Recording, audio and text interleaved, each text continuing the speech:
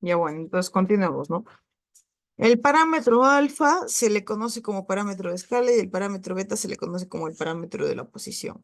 La función densidad de probabilidad, ¿no? Derivando de la función distribución acumulada con respecto a X, se obtiene la función de densidad de probabilidad, es decir, ¿no? Tal función. El signo más se aplica para valores mínimos, el signo menos se aplica para valores máximos de la distribución. Se hace la transformación, etcétera, ¿no? El método Gumbel, o sea, aquí describimos cada método probabilístico que nosotros utilizamos. Por ejemplo, el método Gumbel, ¿no? Según Paulette Gumbel, 1974, este método se utiliza para predecir las magnitudes máximas de variables hidrológicas, asumiendo que estos valores son independientemente entre sí. También son usados frecuentemente para el estudio de magnitud, duración, frecuencias de lluvias, ¿no? Luego, según Lindsley, dice que en el año 1971 aplica al río Clearwater en Adoya, Estados Unidos, este método que es adecuado cuando se utiliza como datos las descargas máximas anuales en un punto de control de una vertiente o un río, ¿no?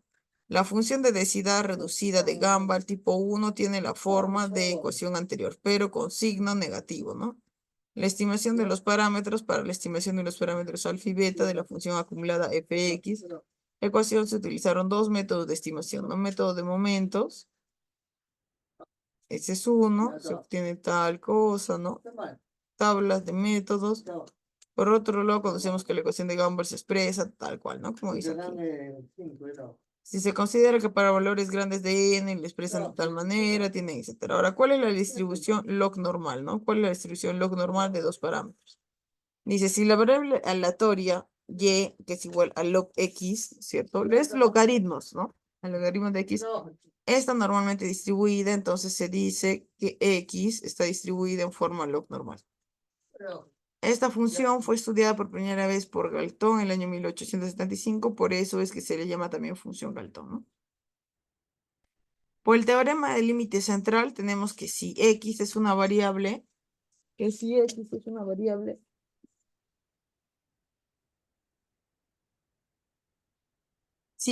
una variable, entonces la distribución normal se puede esperar que una variable y es el límite de x, ¿no? También esta distribución media nos indica que la varianza de gamma y al cuadrado se usan estos parámetros para especificar esta distribución logarítmica, ¿no? Ya, función de densidad de probabilidad, ¿no? Lo mismo. Tenemos la función de densidad, todo esto para el tema de las distribuciones. Dice. Para el método de los momentos, ¿no? Para el método de los momentos vamos a utilizar también según este método de los momentos que se relacionan entre la media y la varianza entre ellos, ¿no es cierto?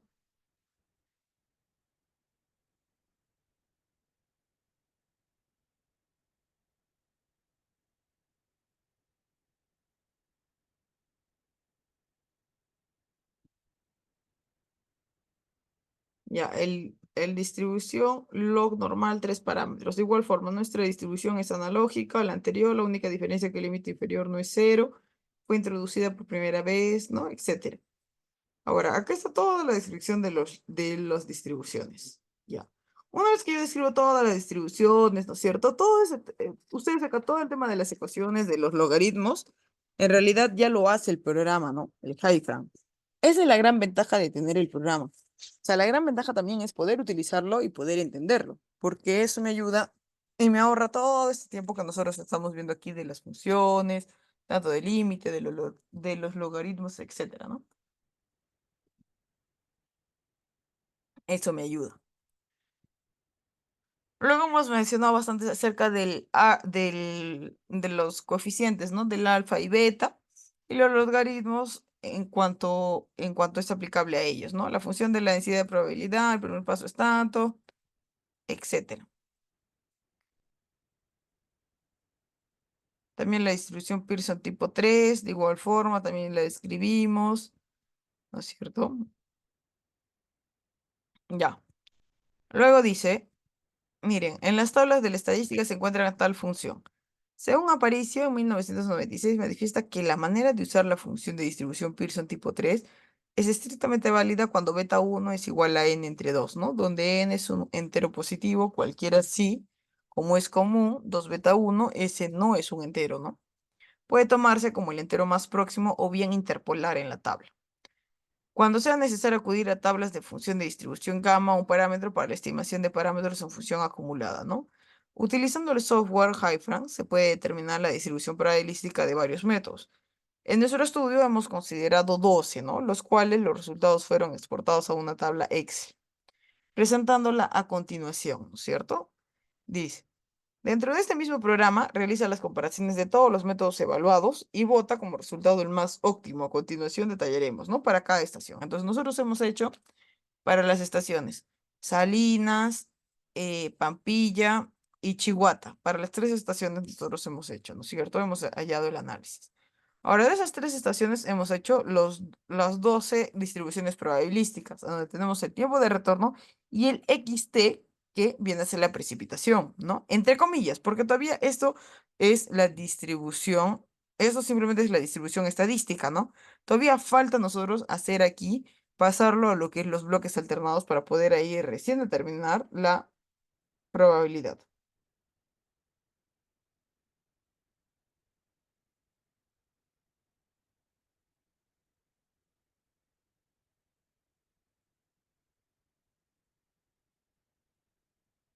¿no? Colocan también la gráfica que hemos determinado de los tres. Ahora, ¿qué es lo que nosotros vamos a hacer, no? Nosotros ya les dije que habíamos colocado. Ahora, la verificación estadística de las distribuciones, justamente es la comparación de las distribuciones que nosotros vamos a hacer. Que para un mejor análisis indica que todos estos datos hidrológicos es necesario conocer el tipo o forma de distribución teórica que puede representar. Aproximadamente a la distribución empírica, ¿no? Método estadístico de estos datos para averiguar cuán aproximada es esta distribución empírica a la teoría. Es necesario realizar algunas pruebas estadísticas conocidas como prueba de ajuste. ¿Cuál es la prueba de ajuste, no? Dice, consiste en comprobar gráfica y estadísticamente si las frecuencias empíricas de la serie de registros analizados se ajustan a un determinado modelo probabilístico. Adoc- Adoptado a priori, ¿no? Como los parámetros estimados en base a los valores maestrales. Las pruebas estadísticas tienen por objeto medir la certidumbre que se obtiene al hacer una hipótesis estadística sobre una población, ¿no? Y ahí tenemos cada una de las estaciones. Estación de Chihuahua, sus 12 datos probabilísticos, Salinas, ¿no? Ya. Dice, según la selección del método estadístico aprobado, en el cuadro siguiente se resumen los resultados de las pruebas efectuadas, ¿no? También de cada una de las estaciones y se resalta los XT que se ha considerado. En conclusión, después de realizar todas las pruebas de análisis estadístico, la distribución que mejor se adecua es el método de distribución gamma para la estación Chihuahua y el método de distribución exponencial para la estación Salinas, ¿no? Dice las precipitaciones máximas en milímetros y tiempo de retorno en años. Ahora vamos a estudiar acerca de la precipitación máxima e intensidad máxima. O sea, es el siguiente paso para continuar con el estudio hidrológico. El estudio hidrológico tiene, recuerda que tiene como finalidad determinar el caudal. Entonces, continuamos con el tema de precipitación máxima e intensidad máxima. El estudio de esta precipitación máxima e intensidad máxima es muy importante para tener conocimiento de la intensidad de las tormentas, ¿no? Sus magnitudes, así como la frecuencia, son muy necesarios para el diseño de las diferentes obras hidráulicas que pudieran construirse en las zonas de estudio en la microcuenca. Para el análisis se ha tenido en cuenta la información de precipitación máxima en 24 horas, con la finalidad de obtener información de precipitación máxima en 24 horas y la para diferentes periodos de retorno que permita tener confiabilidad, ¿no? De su recurrencia. Se evalúa a través de las 12 probabilidades, que ya también nosotros hemos visto esas 12 probabilidades, ¿no? Ahora vamos a hacer el tema del análisis de riesgo de falla. ¿Cómo es que se mide el análisis de riesgo de falla? Dice, para toda estructura de control de agua incluye en consideración los riesgos, ¿no? Una estructura para el control de agua puede fallar si la magnitud correspondiente al periodo de retorno de diseño se excede durante la vida útil de la estructura. Este riesgo hidrológico natural o inherente de falla puede calcularse utilizando la ecuación, ¿no? Ese tiempo de medio de años evento es igual o superada por lo menos una vez, ¿no? Y aquí están las probabilidades, miren. La probabilidad de que un suceso de retorno T se produzca el próximo año, ¿no? 1 entre T. Probabilidad que un suceso de retorno no se produzca el próximo año, 1 menos 1 sobre T. Probabilidad de que un suceso de retorno no se produzca en los próximos años, ¿no? Probabilidad de que un suceso de retorno no se produzca en los próximos N años. Probabilidad que un suceso de retorno sí se produzca los próximos N años. En el diseño de obras públicas, la última expresión obtenida es el riesgo de falla, el R, ¿no? El R es la probabilidad de un suceso de retorno que sí se produzca en los próximos años. Es decir, la probabilidad de que sí se produzca alguna vez un suceso de periodo de retorno T a lo largo de un periodo de N años, ¿no? Dice, los valores de periodo de retorno asociados a R son los siguientes, ¿no? El riesgo, la vida útil a 5, 10 y 15 años, ¿no? Vida útil de una obra en N años. Dice, un análisis de la tabla anterior muestra que si adopta un riesgo de 30% que durante los 15 años de vida útil de una estructura ocurra una descarga igual o superior a lo del proyecto, ¿no? Se debe usar un periodo de retorno de 42,56 años aproximadamente a 50 años, ¿no es cierto? Ahora ustedes me dirán, ingeniero, ¿de dónde sacó esa tablita? Esa tablita la he sacado del MTC, del manual del MTC. Ya. Dice, se debe usar un periodo de retorno de 42,56 años, aproximándolo a 50. Dada la magnitud a los subcuencas, ¿no? Para la estimación de las máximas avenidas se ha tenido en consideración los siguientes rangos de superficies de cuenca de resección. Área, ¿no? Cuando es menor a 10 kilómetros cuadrados, el método es hidrograma de UCE. Cuando es menor a 100 kilómetros cuadrados, MATMAS, ¿no? Cuando es mayor a 100 kilómetros cuadrados, curvas envolventes de Kraft. Dice, las curvas de intensidad, duración y frecuencia, IDF, ¿no? Que ya justamente vamos a entrar a lo que es el tema de bloques alternados. Uno de los primeros pasos que se debe seguir en muchos proyectos de diseño hidrológico, como el diseño de un drenaje, es la determinación del evento o los eventos de lluvia que deben usarse. La forma más común de hacerlo es utilizar una tormenta de diseño o un evento que involucre una relación entre la intensidad y la lluvia, ¿no? La profundidad, la duración y las frecuencias o periodos de retorno apropiados para la obra y el sitio. Deberían existir curvas IDF estándar desarrolladas para instituciones del gobierno disponibles para el sitio. Para construir la curva IDF para diferentes periodos de retorno, utilizaremos la fórmula de Dietrich, ¿no? Para el cálculo de máximas avenidas. ¿Cuál es esta fórmula de Dietrich? El Dietrich indica, según sus estudios, que para él las máximas avenidas las puede calcular de la siguiente manera. Primero, la precipitación máxima para un periodo de duración, ¿no? Entonces él ya está colocando un periodo de duración para las precipitaciones máximas. Indica que esto es igual a la precipitación máxima por 24 horas por D, que es el periodo de duración, ¿no? Que puede ser 10, 15, 30, etcétera, entre 1440 y esto elevado a la 0,25, ¿no? Entonces, nosotros entramos aquí, acá tenemos programas de ingeniería civil, no, James.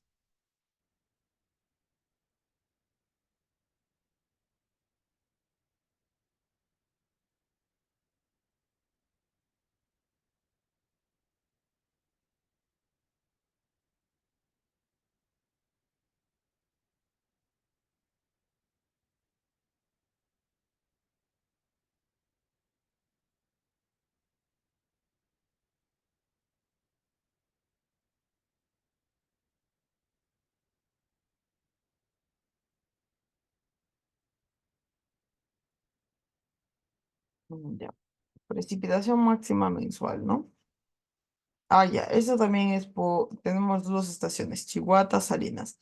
Esos valores son el valor, por ejemplo, en uno es de exponencial, ¿no es cierto? La distribución que ganó es la exponencial, que es la que mejor, ¿no? La que debíamos utilizar. Y en Salinas creo que era log normal. Ya, entonces, los valores de de esas distribuciones son las que salen aquí, se colocan acá, ¿no es cierto? En cada una de estas y se colocan el periodo de retorno, 5, 10, 20, 50 y 100, ¿no? Dice, para el método de inversa, etcétera, el método de Dietrich. La terminación de las curvas de I de F según el método de Dietrich es el siguiente, ¿no? Calcule la precipitación máxima para diferentes duraciones. Y acá, para las diferentes duraciones, ¿no es cierto? Precipitación máxima, duración, en periodo de retorno y en precipitación máxima para 24 horas. cálculo de intensidad, trazo de la curva del IDF, etcétera. Listo, jóvenes, entonces para la próxima clase les voy a pasar bien lo que es el QGIS, porque me parece que, ¿dónde está? Me parece que les había mandado, no les había mandado el programa correctamente, entonces se lo tengo que mandar ahora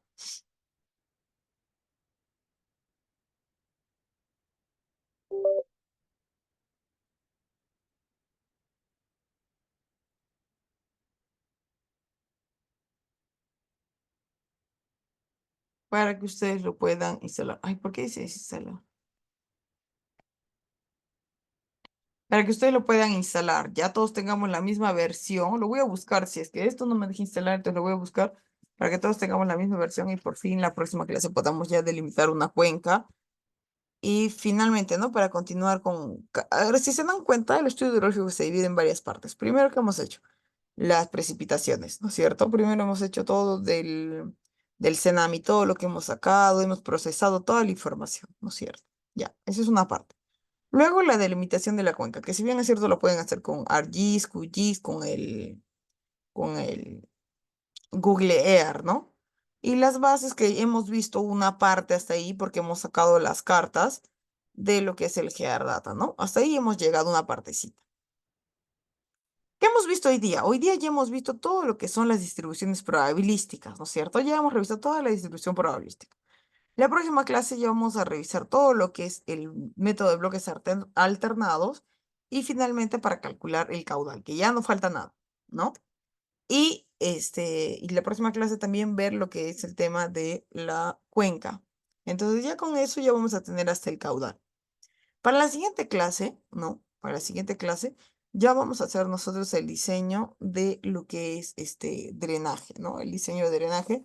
Y con esto ya terminaría todo lo que es el estudio hidrológico. Y ya solo en las próximas clases ya les queda para que avancen y continúen con lo que es el diseño de Bocatoma, con los planos de la Bocatoma, ¿no? Con el diseño en sí de la Bocatoma y ya. Sí, jóvenes, entonces eso sería todo por la clase el día de hoy. El instalador del Hypern también se los he pasado yo en la carpeta que está en el grupo del curso. Se los he pasado, jóvenes, y también está el instalador del Hypern, ¿no? Ahí está, entran aquí, entran. Está en la carpeta, tienen que entrar acá y este es el instalador del Hypern, ¿ya? Listo, jóvenes, entonces eso sería todo por la clase el día de hoy. Cuídense, nos vemos el día miércoles. Hasta luego.